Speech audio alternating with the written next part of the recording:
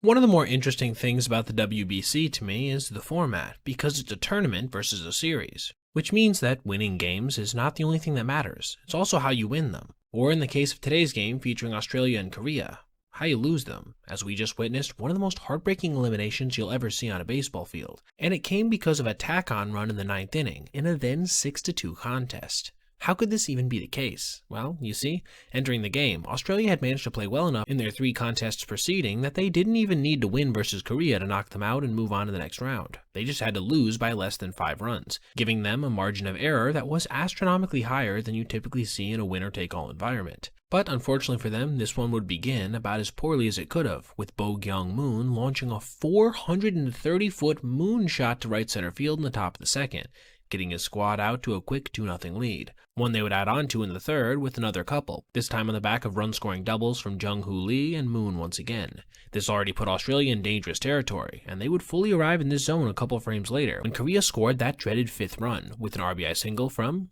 you guessed it, Bo-Kyung once again, giving the lefty 4 RBIs on the day to that point. But the land down under wasn't ready to go down without a fight, with Robbie Glendening leading off the bottom of the 5th with a long ball, temporarily taking them off the bubble. Just a little side note here, but it's crazy to see the emotional reactions from everybody in moments that typically wouldn't be all that exciting, like a 5-0 game, but again, that's one of the beauties of the WBC. Korea would strike right back in the 6th, getting a 2-out RBI knock to right field from Do-Young Kim, and it would stay this way until the bottom of the 8th, when star prospect for the Guardians, Travis Bazzana, came through with one of the most clutch hits of the entire tournament at the time, an RBI single to once again put Australia on the precipice of advancement. This takes us to our first instance of real heartbreak, when, with 1 out in the 9th and a runner on first, Jung-Hoo Lee grounded a ball back up the middle, which went off of lefty Jack O'Loughlin's reaching glove, which deflected it to shortstop Jared Dale with enough spin to make it hard to field, influencing a bad throw to second that pushed the all-important potential 7th run up to third base with just a single out.